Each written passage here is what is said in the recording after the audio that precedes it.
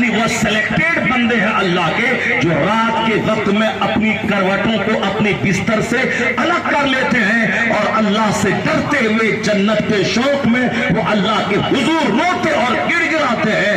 یہ ہے وہ اللہ کے نیک بندوں کی خصوصیات جو رات میں بستر سے کروٹیں الگ ہو جاتی ہیں, آنسو بہانے لگتے ہیں, استغفار کرتے ہیں. والذین یبیتون لربہم سجدا وقیاما, یعنی یہ اللہ کے مخصوص بندے ہیں جو رات سجدے اور قیام میں گزار دیتے ہیں. وہ کافروں کا گاؤں ہے جس گاؤں میں نہ سجدہ ہو, نہ استغفار ہو, نہ آہ سحرگاہی ہو. مسلمانوں کی بستی کی پہچان ہے جہاں رات کے آخری پہر میں قرآن کی تلاوت کی آواز آتی ہو, اللہ کے ڈر سے رونے سستیاں بھرنے کی صدایں آتی ہیں.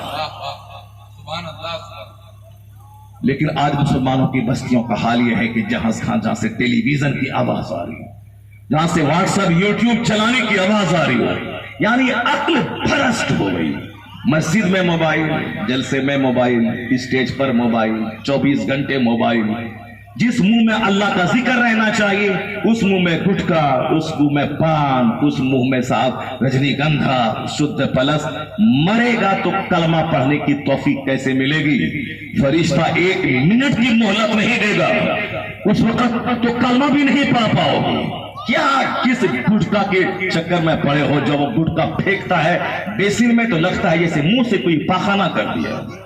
پاخانے کی بدبو آتی ہے, پیچھے سے پاخانہ نکلتا ہے اور منہ سے اس گٹکے کی پھرکی پھینکتا ہے, ایسا لگتا ہے کوئی منہ سے پاخانہ کر دیا. کیا ہے اس میں؟ انرجی ہے, اس میں وٹامن ہے, پروٹین ہے, کیلشیم ہے, کیلوریز ہے, اس میں غذائیت ہے, اس میں میڈیسن ہے. کیا ہے اس میں؟ اس گٹکے میں ہے کینسر, اس گٹکے میں ہے پاخانے کی بدبو, اس گٹکے میں ہے تمباکو, اس گٹکے میں ہے نہ جانے خطرناک سب کیمیکل. تو پھر جو ہمارے لیے نہ مشروب کا کام کرے, نہ روٹی کا کام کرے, نہ چاول کا کام کرے, نہ پانی کا کام کرے, نہ دودھ کا کام کرے, آخر کیوں اپنے منہ سے پاخانہ کرتے ہو؟ کیا ہو گیا؟ کیوں عقل چوپٹ ہو گئی؟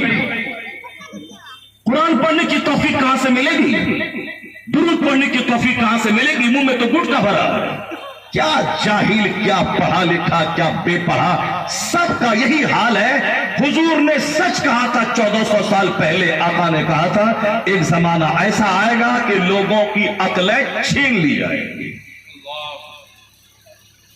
سرکار کی حدیث ہے, حضور فرماتے ہیں تم